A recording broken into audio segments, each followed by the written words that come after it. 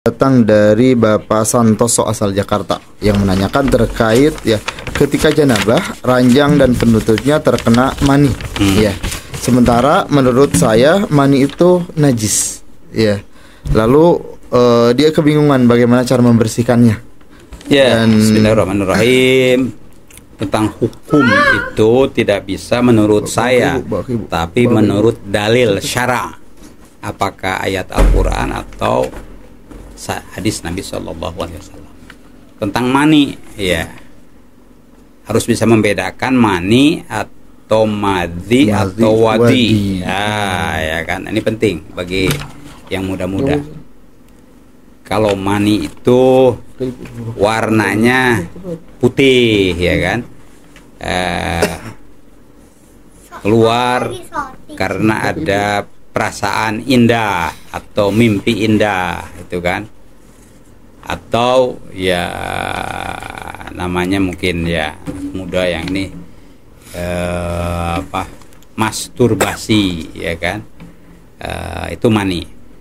Kalau wadi itu karena capek, kelelahan capek tuh sampai keluar itu wadi. Ya cairannya tidak seperti mani, itu kayak cair begitu aja, kayak pipis begitu. Itu wadi namanya, itu wadi. Najis.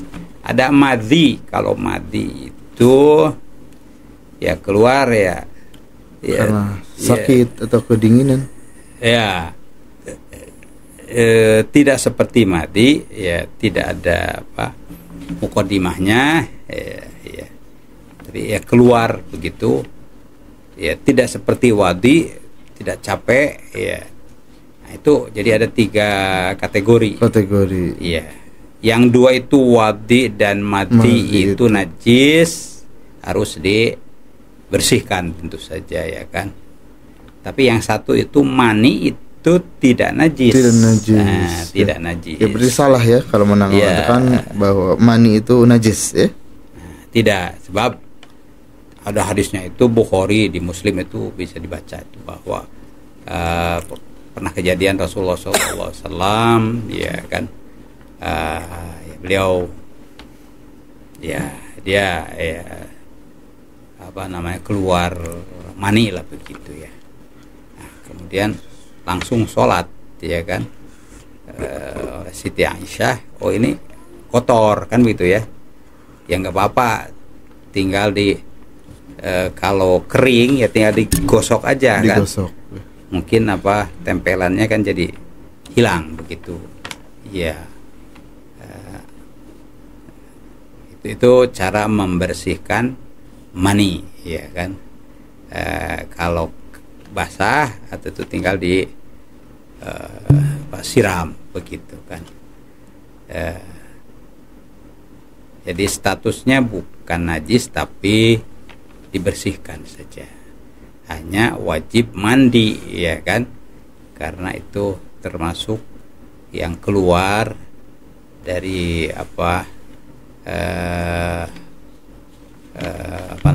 depan, dan dengan sebab ya tertentu kan, bisa ihtilam, ya bisa ya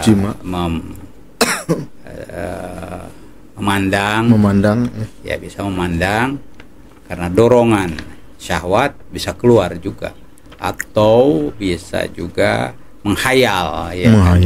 Bisa juga gitu kan. Nah itu jadi semuanya itu tuh keluar, ya ada warna, ya, dan ada rasa, itu ya, itulah mani, ya. Tapi kalaupun keluar mewajibkan gusel, ya, mandi besar, ya, itu kan, apakah mau baca Al-Quran, apalagi mau sholat, ya kan. Tapi ya tentu saja itu suci, ya kan, karena dia harus dibersihkan. Kalau ada ainnya digosok saja, dikerik, ya. Kalau tidak ya pakai air biasa. itu status hukumnya. Jadi Status hukum. sekali lagi Harus dibedakan mani, madi sama wadhi ya. Ya, berbeda dengan wadi dan madhi. Ya. Yang sering punya madhi itu Sayyidina Ali, ya. Bahkan lapor kepada Rasulullah, ya Rasulullah, inni rajulun madzaan. Ya Rasulullah, saya ini orang atau lelaki yang sering keluar madhi. Sering gitu. Karena kecapean. Mungkin kecapean, ya. Apa yang harus saya lakukan? Ya sudah, cukup ya kamu itu membersihkannya dan berwudu. Tidak perlu gusel. Tidak perlu gusel karena tidak termasuk apa namanya sesuatu yang membatalkan ya wudu atau apa sesuatu yang mewajibkan ya, untuk gusel ya. Gusel. Ya. Itu keterangannya sangat jelas, jadi tidak perlu, menurut saya enggak perlu. Kalau urusan hukum itu ya paling kurang itu menurut ulama fulan begitu, itu adabnya begitu. Menurut saya hukum ini itu kan bukan menurut saya ya, kalau hukum itu ya itu soal etika juga ya, cara membahasakan, karena terhadap hukum apalagi hukum agama kita ini al-ito'ah ya, al-iman wal ito'ah, dasar kita itu mengimani itu ya, bahwa ini sesuatu yang benar dan baik, wal ito'ah, dan kita patuh menjalankannya. Itu sikap dasar kita terhadap hukum agama, termasuk soal ini najis atau tidak najis, itu kan masalah agama ya kan. Wallahu a'lam. Baik, terima kasih atas pencerahannya. Pertanyaan berikutnya datang dari Abi Jailani asal Ciamis yang menanyakan hukum menggunakan hadiah yang mana hadiah itu diberikan pada saat perayaan ulang tahun. Apakah diperbolehkan seperti mobil dan lain sebagainya? Ya, jadi ya ini sesuatu boleh atau tidak boleh itu kan termasuk hukum dan etika. Ya. Ini kalau menyangkut hukum, ya, hadiah, lalu ulang tahun. Ya. Hadiah dan ulang tahun. Ya. Hari ulang tahun itu boleh tidak diperingati lah kan. Lebih dari peringati, dirayakan. Ya. Ini kan adab etika ini kan. Dalam etika itu kalau tidak ada mukhalafah syar'iyah dan merugikan orang lain boleh, ya kan. Ya, ini si fulan misalnya hari lahirnya ya bulan tanggal 10 Oktober misalnya, ya kan, dah kita undang deh teman-teman, kita ngaliwet. Kalau santri ngaliwet ya, kalau sekarang ya udahlah beli apa gitu naskor atau apalah begitu, makan-makan ya kan. Nah, itu boleh kan, bentuk rasa syukur ya kan. Lalu apakah ada pahalanya? Tergantung niat.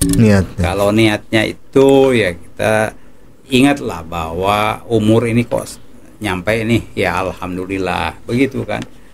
Alhamdulillah, ningkat enggak ini prestasinya gitu kan. Nah, kalau untuk mendorong itu, memberikan motivasi, ya tentu ada kebaikan, ya kesolehan di situ ya, ada kesolehan. Jadi apa namanya, ulang tahun itu bukan hanya boleh, ya bisa ada kesolehannya di situ. Lalu memberi hadiah atau yang berulang tahun bersyukur, ya membelikan hadiah untuk saudara-saudaranya, ya kan. Itu bagus, ya hadiahnya itu sendiri kan amal soleh kan, hadiah itu ya kan. Atau mendapat hadiah dari orang tua atau sahabat atau mertua ya kan, tadi mobil disebutnya kan, boleh menerima hadiah itu asal dari yang memang berhak memberikannya, ya bukan dari mencuri tadi kan, tapi ini memang punya dia hak ya kan, itu boleh. Tentu sesuatu yang termasuk penguatan silaturahim ya kan, persaudaraan.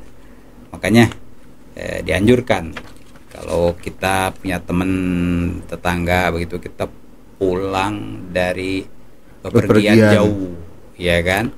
Bagusnya adalah yang dibawa samratul yad namanya, pebuah tangan lah, ya kan.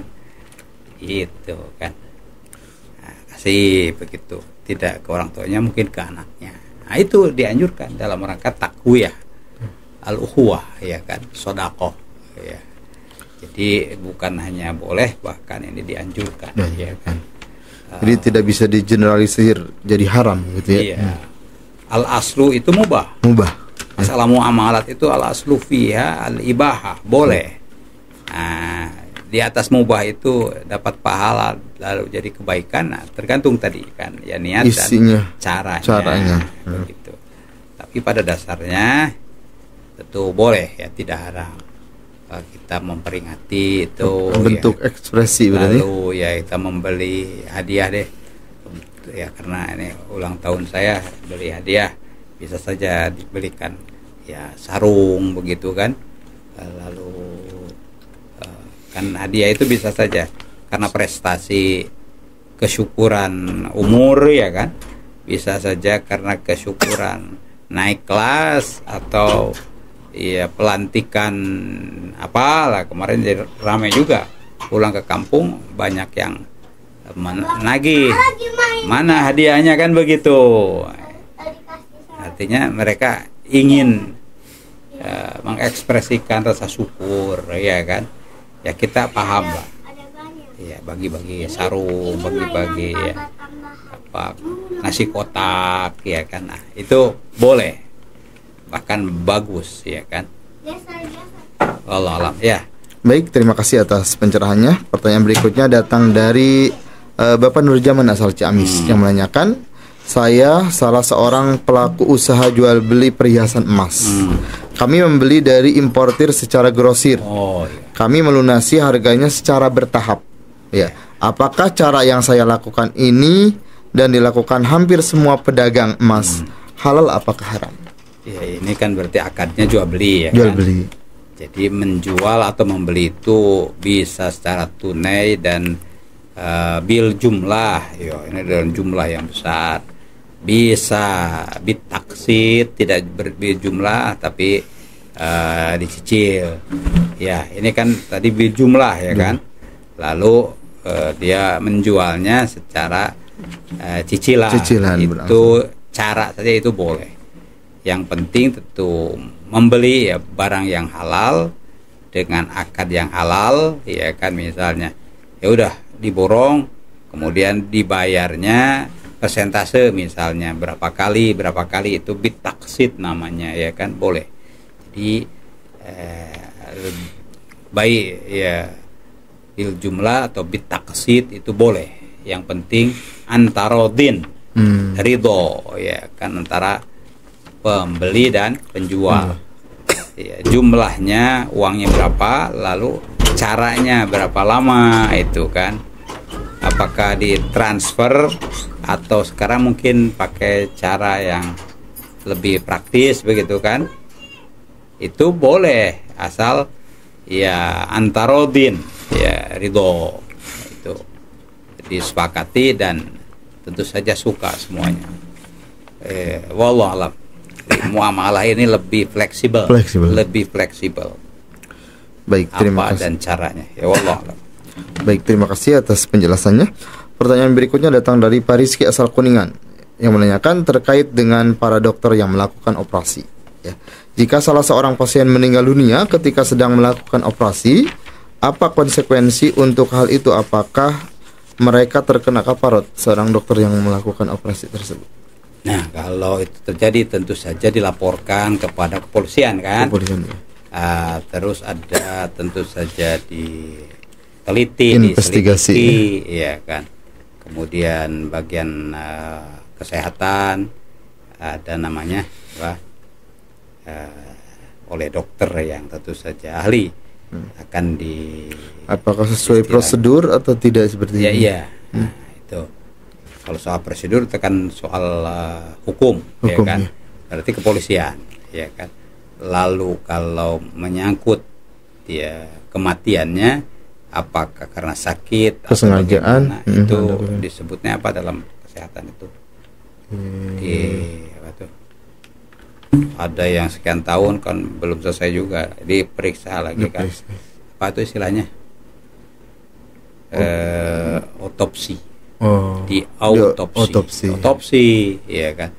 Yang tentu saja punya hak untuk mengatakan bahwa ini mati ya, karena mati. Iya, karena penyakit ataukah karena mati karena kecelakaan, mati karena apa, disengaja atau dia dokter yang menangani bisa saja dokter ihmal ya, muhmil, gegabah ya kan, tidak hati-hati, tapi yang berhak mengatakan dia berarti hasil otopsi, bukan dokter ahlinya, itu salah. Itu dia dokter ahlinya, cuma dia kurang memenuhi persyaratan, iya kan. Itulah hasil otopsi. Jadi kita mengandalkan ahli otopsi kan, ya, untuk operasi saja, apalagi yang berat itu kan dokternya harus lebih dari satu. Dokter yang akan menangani operasi, menangani 2-3 maka dia asistennya bagaimana caranya, dan dokter spesialis yang mempunyai ukuran melakukan tindakan-tindakan ya, disuntik ke tidak sadar biusnya lokal atau bius total. Nah, ini dibius atau tidak dibius tadi itu kan. Dibius ini sesuai prosedur atau tidak. Makanya kan perlu ada otopsi. Gitu, ya. Kalau ternyata ada unsur kelalaian. Kelalaian sampai walaupun tidak meninggal,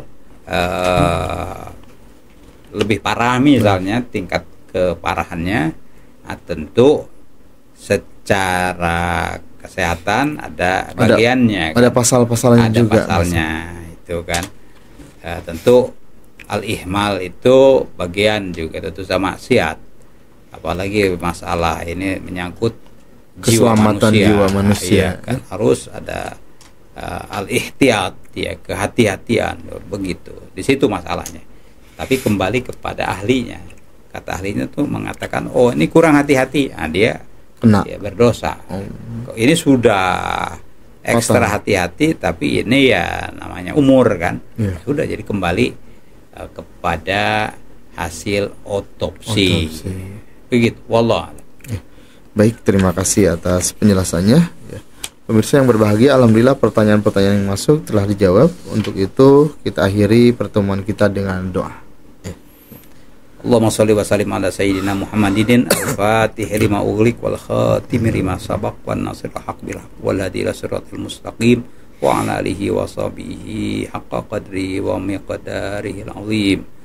Allahumma ighfir lana dhunubana, Allahumma ighfir lana dhunubana wa li walidayna wa li walidina warhamhum ya Allah kama rabbawna shighara. Amin ya Allah. Warhamna warhamhum ya Allah kama rabbawna shighara. Allahumma ahsin akibatana fil umuri kulliha wa ajirna min khizyid dunya wa adzabil akhirah. Amin ya Allah. Allahumma aslih lana dinana alladhi wa ismatu amrina wa aslih lana dunyana allati fiha ma'ashuna wa aslih lana akhiratana allati ilaiha ma'aduna waj'alil hayata ziyadatan lana fi kulli khair waj'alil mauta rahatan lana min kulli syarr. Allahumma inna ala dzikrika wa syukrika wa husni ibadatik.